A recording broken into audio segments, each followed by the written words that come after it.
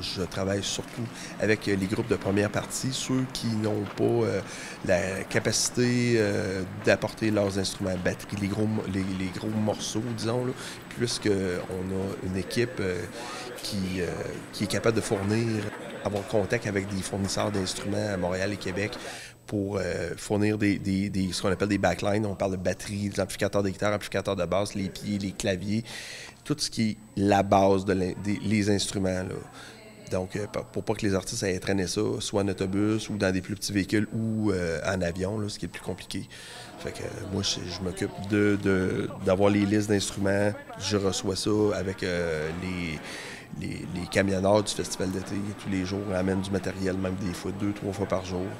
Puis, c'est de faire tout le montage pour que quand les groupes arrivent, ils soient confortables, tout soit prêt, qu'on ait tout testé à l'avance, être sûr qu'il n'y a pas de problème, puis qu'ils se sentent comme s'ils étaient chez eux à jouer avec leurs propres instruments.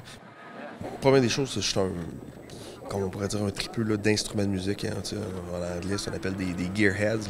J'aime les guitares, évidemment, mais les batteries, les amplificateurs de guitare, c'est tout relié. Il faut que tu suives tout le développement. Les très anciens ont des connaissances techniques aussi parce qu'on n'est jamais à l'abri de problèmes électroniques. Pour les branchements, les choses à faire, ne pas faire.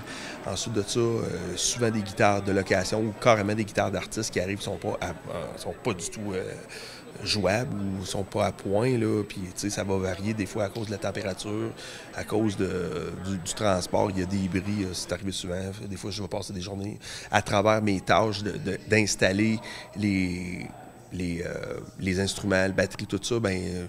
Dès que j'ai un temps libre, c'est remplacer des cordes de nettoyage, ajustement pour que la guitare soit top pour le musicien, là. C'est surprenant de voir comment est-ce qu'il y en a qui sont, je dirais pas négligents, mais pour eux, c'est pas, on dirait que c'est pas une priorité.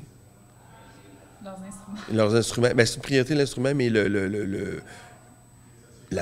l'entretien, c'est comme des fois tu peux avoir quelqu'un, un politicien, puis il roule avec une voiture pleine de trous, ça peut arriver.